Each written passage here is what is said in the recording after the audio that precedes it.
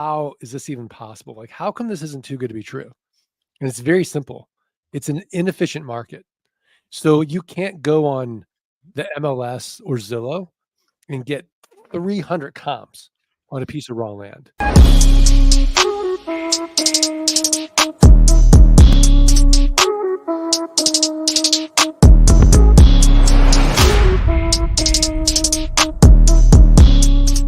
Welcome to the Real Estate Reserve Podcast. I'm Jason Balen from Hard Money Bankers, and this is Ian Horowitz from Equity Warehouse. We're super excited for today's episode. If this is your first time ever tuning into the Real Estate Reserve Podcast, welcome. We promise we'll keep this entertaining. You're probably going to learn something that will be valuable as well. If you're a regular viewer, follower, listener, thank you so much for all the support. We certainly appreciate it. And as you know, we try to bring in guests and real estate investors and entrepreneurs that are out there on the front lines doing real business. And in a second, we are going to bring in Mark, the Land Geek, and it's going to be a lot of fun, I'm sure. Yeah, no, I'm definitely excited. It's we're coming up on the spring season. I think there's a ton of pent up demand. People are looking to do deals. People are looking to get outside. We're being teased with this beautiful, almost 70-degree weather today out here in the Northeast. I think a lot of people are excited. Guys, if you get any value out of this episode, the best compliment you can give us is by sharing, commenting, or liking it. We do these things because we enjoy talking to the guests that come on here, learning new techniques, tips, tricks, and just continuing to refine our craft. So if you guys get any value, please feel free to share it. That's the same thing we're doing here.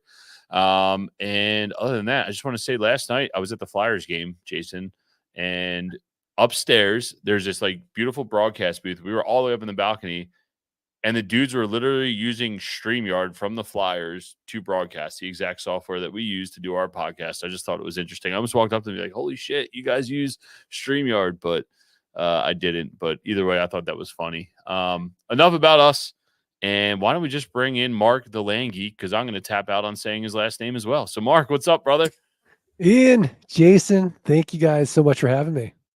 Absolutely. So why don't you first tell everybody how you pronounce your last name. Your first name is Mark, also known as the Land Geek. Maybe you start off with telling everybody how you pronounce your last name and then dive right in a little bit about yourself. Yeah, it's like Smith or Jones, Podolsky. Very, very simple, for sure. So, and how did I get started, Jason? Is that the question? Yeah, that'd be great. Yeah. So if we rewind the tape to it's 24 years ago now, 2000. I was a miserable, micromanaged, 45-minute commute to work and back investment banker, specializing in mergers and acquisitions with private equity groups. And it got so bad for me. I wouldn't get the Sunday blues anticipating Monday coming around. I'd get the Friday blues anticipating the weekend going by really fast and having to be back at work on Monday. So my firm hires this guy. He's telling me that as a side hustle, he's buying up raw land, pennies on the dollar. He's flipping it online, and he's making a 300% return on his money. And I'm looking at companies all day long. In a great company, has 15% EBITDA margins or free cash flow. Average company's 10%. I'm looking at companies all day long, less than 10%.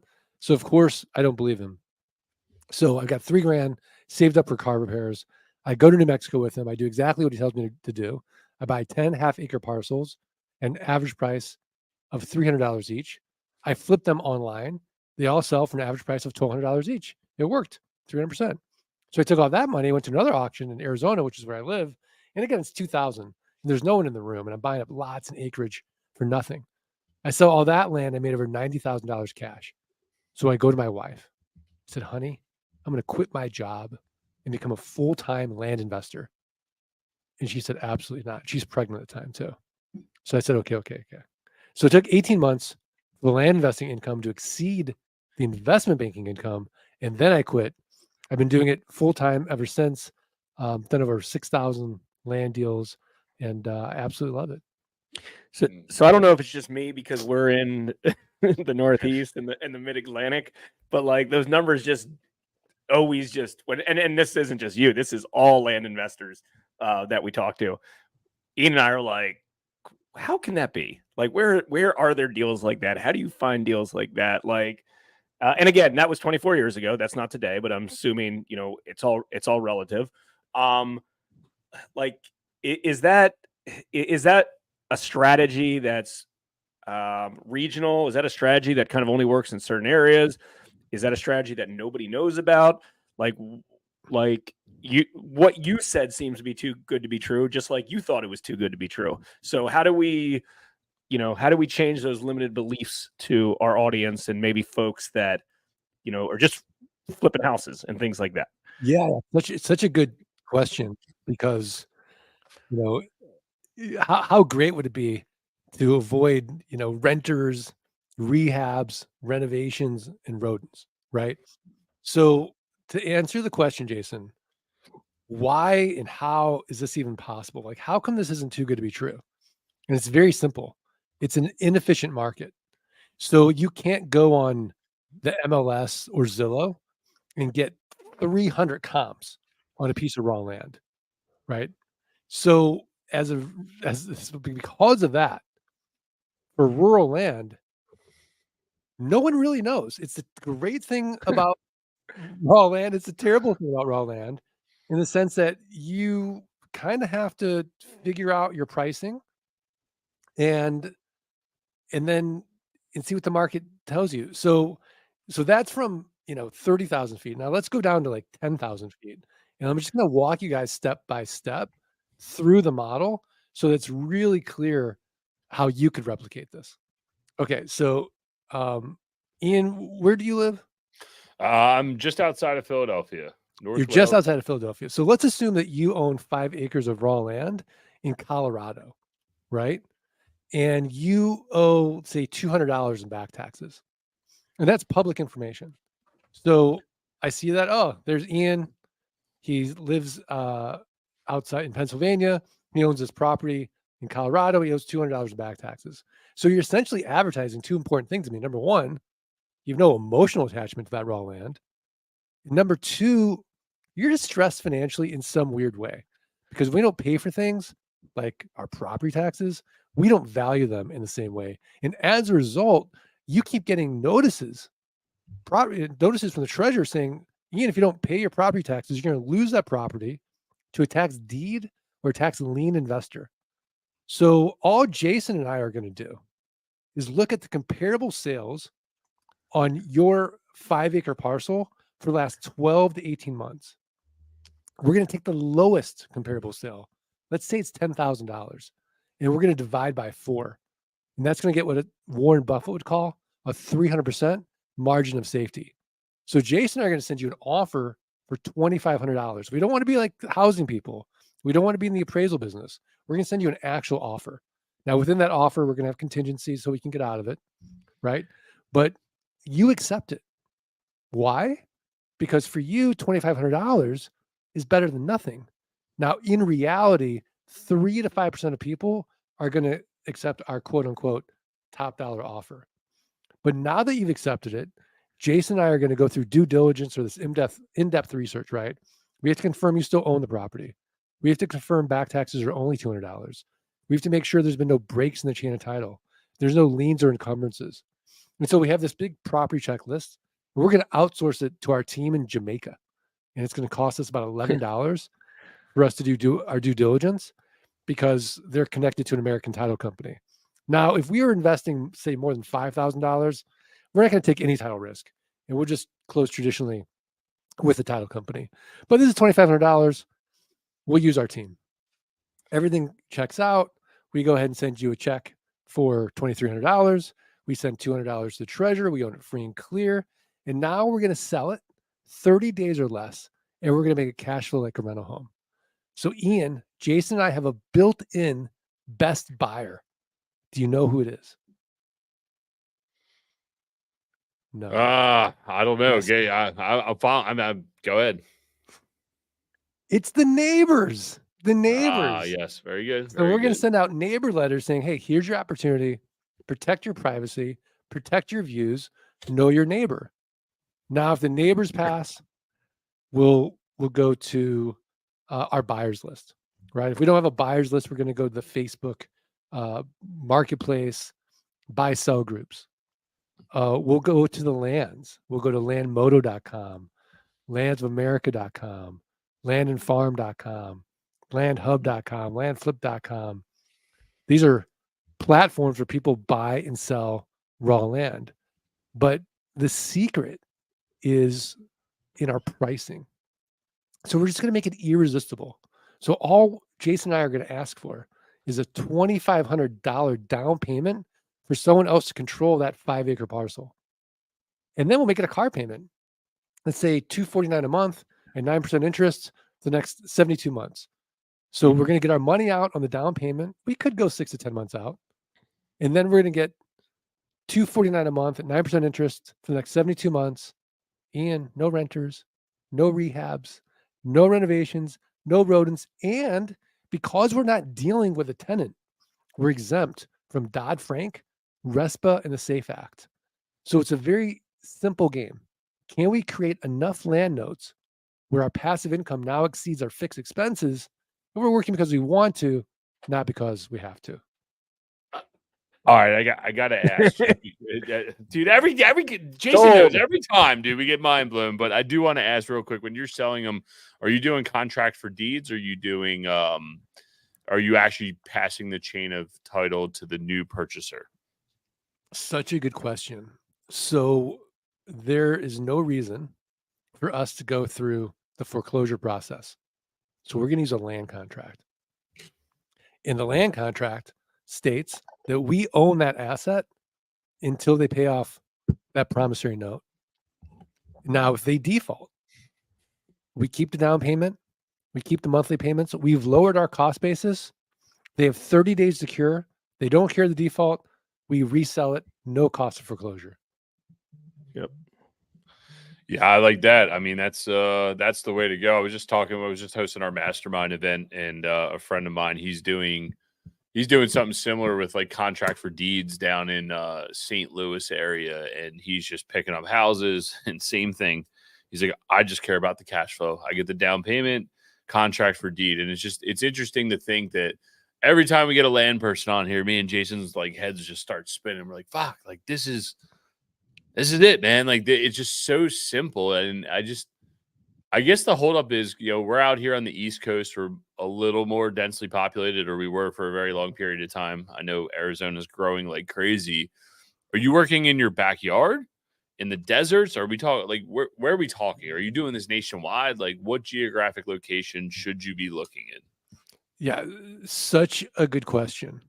So let's just be honest, okay? Nobody wakes up and thinks to themselves, boy, I'd like some raw land today in Iowa, unless you live in Iowa. So let's focus on the Sunshine States. So I'm going to focus on Nevada, Arizona, Colorado, New Mexico, Arizona, maybe a little bit in the Northwest, Oregon, Washington, California, Florida, parts of the Midwest that are beautiful. But I'm going to completely avoid where you guys are at, for sure. I don't want to deal with any environmental issues. I'm going to avoid manufacturing issues in the Northeast. And there's just so much raw land in those areas. Texas, you, me, a million people could be in this land investing niche. We'll all run out of money before we run out of deal flow. Do you guys mind 1 second? Can Sure. we stop recording? My mom has not stopped calling me. I'm afraid it's People are traveling down that way. We had another buddy of ours on the podcast. He's more of a broker for like hunting land.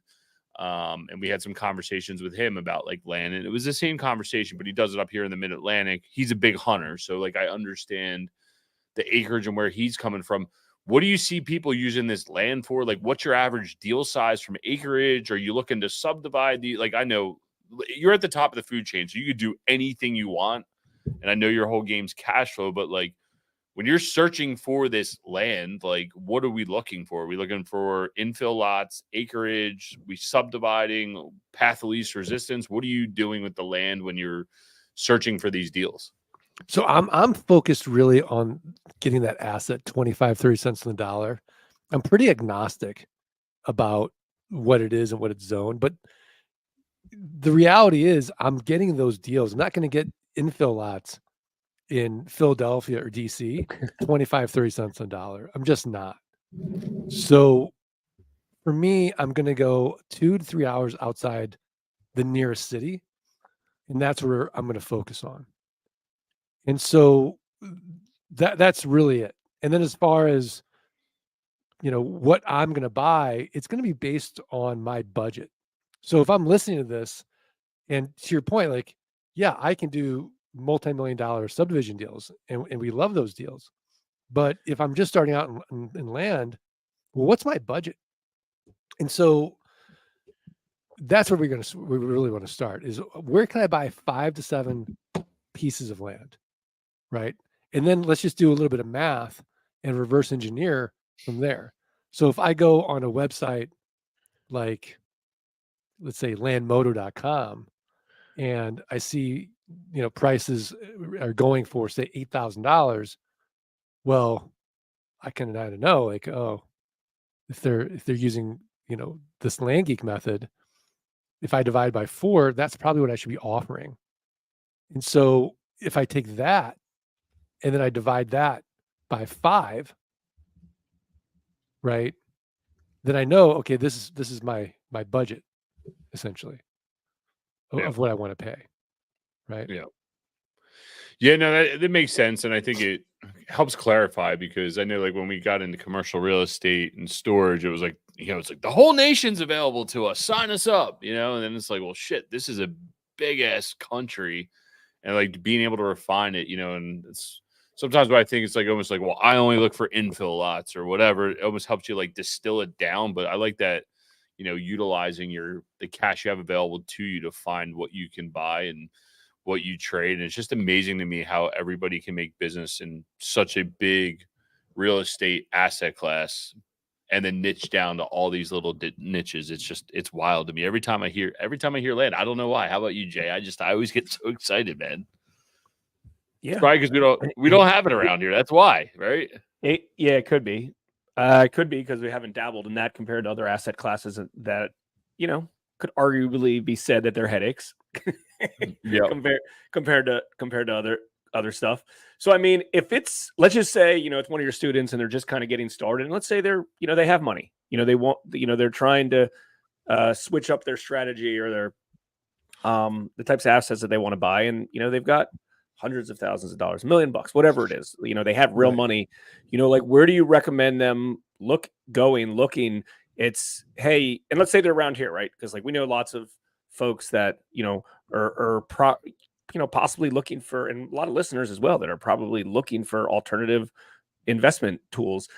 Is it like, hey, listen, you're not going to find anything around here, don't worry about it, let's just stay Florida, right? Like you said, you pinpoint Orlando, which is a busier area of Florida, go out into rural Florida, 2 hours in whatever direction, straight north, call it. And, as if it, they find, whatever, they find some sort of asset, they find some sort of property. They have no idea what the value is at all. Is this a good deal? Is this a bad deal? Is this, how is it even zoned? Could I subdivide it? Could I not subdivide it? Like, I don't know. Like what type of resources would they look for? I don't know. I feel like there's a lot of folks that would benefit from strategies that you and your students are doing. Yeah, no, for sure. And if you got $1 million, right, then you've got a big budget and you might be going after more of a subdivision deal. You might be going after infill lots or larger deals, right? It depends on you. It depends on you. So you have to start philosophically, like what do you want, right? So for me, I'm very clear what I want. I want to work when I want, where I want, and with whom I want. And I don't want any financial insecurity whatsoever. So to me, the antidote to financial insecurity is cash flow. That's all I want is cash flow. I don't care about appreciation at all. I don't care what Bitcoin does. I don't care what the stock market does. I don't care what that multifamily multi-million-dollar building is going to do, if it's going to go up in value, is it going to go down in value? I just want cash flow. That's it. And so wherever I can get that cash flow, great. That's really all I care about. So if we do the math and knowing our numbers, if I have $100,000 that I can invest in land and I'm going to work this model, it's going to throw off $10,000 a month in passive income in, say, the next 12 to 36 months, depending on my skill set and how quickly I can ramp up this business. And it is a business, for sure. There are a lot of moving parts. I know I make it sound easy. It's not easy. It's a simple model compared to the other asset classes, but it's not easy. And I'd argue anything worth doing really isn't easy, for sure. But this is not a get rich quick type of scheme, if you will. But there is a path forward that if you don't want financial institutions in your deals, that there's a path forward that you could take this on and do that and have capital that's recycled to continue to do deals. And I think that's the attraction to it for a lot of people is like, man, like if I just had $10,000, I could recycle that $10,000 X number of times and create cash flow. Whereas for me, when I started on my first single family property, I was like, I got 15 grand. Okay, I got to refinance this thing and get all $15,000 back to make sure I do it. But then I was predicated on someone else's ability to value that property the same way I did. And I think the interesting part is you can structure that finance piece creatively however you want to get that money back as quickly as possible and redeploy it and keep using that nest egg over and over and over again. So I think that's really smart, and it puts all the skill sets together. What do you mentioned it's a business. Like, what does your business, when you're working on land specifically and you're deep in the trenches, what does your land business work week, work day look like? I mean, we talking 8 hours a day grinding the phone, or we talking, a couple hours a week? And I know it's predicated on everyone's, hey, how hard do you want to work? But what does it look like for you? Well, for me, I mean, right, I'm ambitiously lazy. So it took a long time to do this, but basically I got out of each piece of the business. So I'm really the CEO of my land business. So I have team, and that virtual assistant team, as well as our acquisition manager that manages that virtual assistant team. Then we have the marketing team, we have the sales team, and then we use software. So basically we're using 3 levers for scale and growth. We're using other people's time, we're using software and automation, and other people's money. And that's how we grow it. So I spend about 30 minutes a week having meetings and looking at the numbers and talking to the team, and they're like, hey, let's try this, and I break something and everybody's mad at me. Right. But that's really what I want to do is just work on those systems and processes, and how do we get better, and how do we grow it, and that's and just strategy. Now, I didn't start off that way, and it's not like flipping on a switch. And so my second book, so my first book's Dirt Rich. The second book is Dirt Rich 2, How to Scale Your Land Business. The plot thickens. So very good. Right. And so I kind of talk about all these things and the people you need to hire, and all the pieces of the team that you need to, how to grow that and how to manage that and scale that. What do you think's kind of realistic for somebody who probably does consider themselves ambitious, says, hey, listen, I've got some money, I've got some free time, I've got a rental portfolio that might be performing, I'm out there looking for fix and flips, and I'm having a hard time with that. Like, what's realistic to buy their first piece of land? Few weeks, few months. 6 weeks. 6 weeks. 6 weeks. Yeah, because I think that, I think like a lot of our target audience, and at least Ian and I understand that like all of this stuff is work. there's no get rich overnight. Could you get lucky and, make a lot of money on a transaction quickly?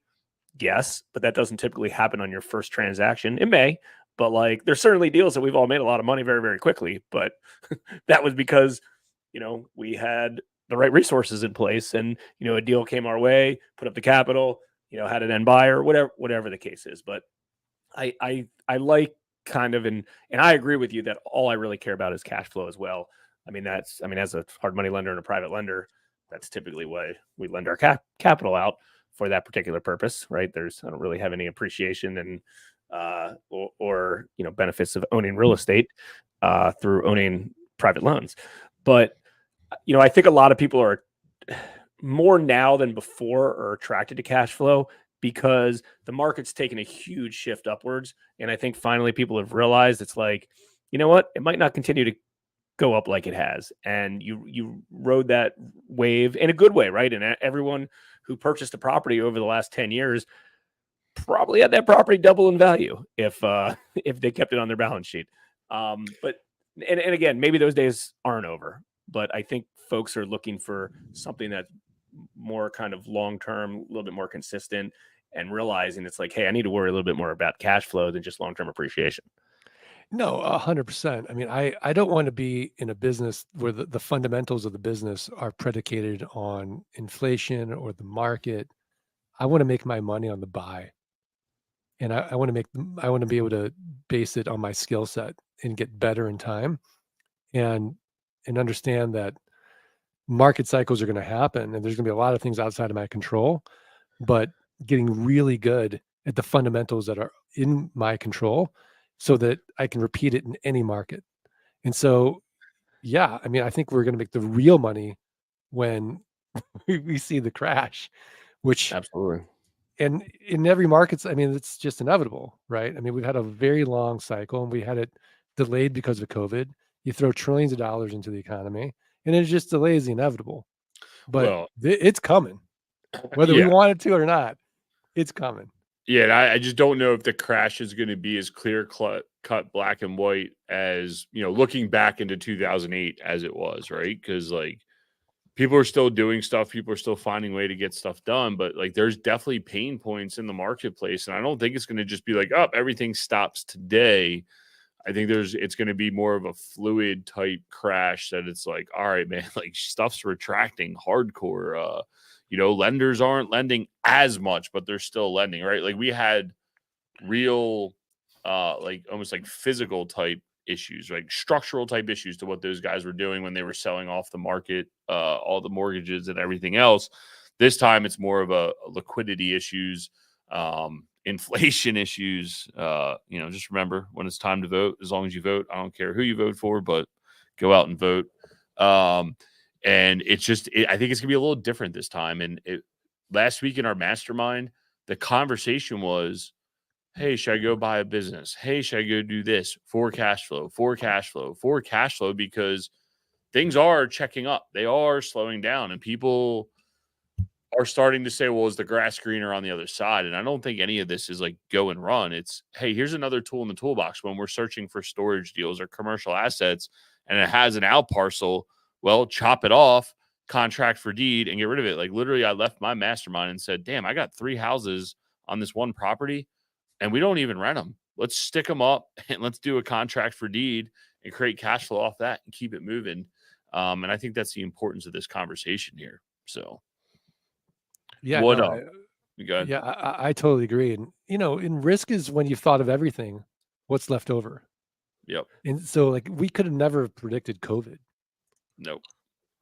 And Yeah, I once heard a guy speak and he's like, hey, we're in the if business, dude. He's like, if this goes right and if that happens and if this and if that, he goes, maybe, just maybe we will make $1. And I was like, yeah, that's interesting. And I think that's, again, to go back to it, like the allure of the land. It's like, dude, you have the most rawest pieces, blank canvas known to man, that it's like, damn, dude, like you are so high up in the food chain that you can literally do anything you want, right? Like we're all down, even Jason's downstream as a lender. He's probably closer to the top than even I am as a property owner because, to me, the land is the top of the food chain. And I think having that control piece or more of a blank canvas piece, I think makes it really interesting. Yeah, for sure. I mean, but Jason and I are very jealous of your balance sheet in the sense like we're not getting any depreciation. Well, I Right. was going to ask you And, how, and so and so that part is really interesting because, well, how do we get any tax benefits on this? And so you can use a self-directed vehicle and grow these, massive returns, 300 to 1,000%, tax deferred or tax free if you're using a Roth. If you're doing, bigger deals, there's some interesting things you can do with cost seg. As far as whatever God didn't put on that land, you can definitely cost seg and depreciate. Yep. And so there are some interesting things you can do. You can do conservation easements, which are you're going to get audited, but you Yep. can do it, right? But they're not illegal. It's just the IRS is very aggressively going after them. But your sale of the property is an installment sale, so you're really only getting taxed on once anything above and beyond principal, right? Or the interest received is basically what you're getting taxed on, correct? So land actually has an exemption on the installment sales. So say for example, you're a dealer of cars. You sell a $30,000 car, you're getting $249 a month in interest. Well, that car dealership pays tax on that full $30,000 sale. Okay. And well, that would kill your cash flow, right? Right. Taxes would kill you in the land business. So there is an exemption for that. So you pay tax as you receive that monthly income. And so Huh. sometimes you'll see that where it's like, am I an investor? Am I a dealer? Well, the way that we do it in the volume we're doing it, you're a dealer in land. So yeah, you could bifurcate certain deals. You could hold them a year and a day and make the argument, yeah, I was an investor. Can I get capital gains on this? But really, if you look like a duck, you quack like a duck. You walk like a duck. You're a duck. Yeah, nobody wants that three-letter agency knocking on the door. It's K1 season. I said, look, whatever you do, just remember. And if I go to the stand, you're coming with me, Miss Accountant. Come on. So yeah, but all the worst deals I've seen my friends make in other masterminds have all been predicated on the fact, like they're letting the tail wag, they're letting the tax tail wag the dog, and so they're doing it just for tax benefits, and they're not even looking at the underlying deal itself, which doesn't make sense to me. 100%. Yeah, no, it's funny watching people get so caught up in it. I'm like, dude, just go do a goddamn deal. Like, just make a few more bucks and it'll work out. Like, relax. It's funny. Mark, it's been really good, man. We definitely appreciated this. I know that you said you'd written a book. You have 2 books. Where's the best place people can find those books? Yeah, so I'll have a link to go get the book for free. You got to pay shipping, but that's a good place to go. You can go to landgeek.com and start there as well. Yep, we'll get all that if you want to learn more. We'll get all that in the show notes. And I do have to ask you, and I slipped my mind because I would assume you would say your book is the best book that you read, but we always like to ask all our guests, like, what's one book or podcast that you're really enjoying right now, or you think would bring value to other people on the show? The podcast I'm really enjoying right now, it's this British guy, Diary of a CEO. Have you guys listened to this guy? No.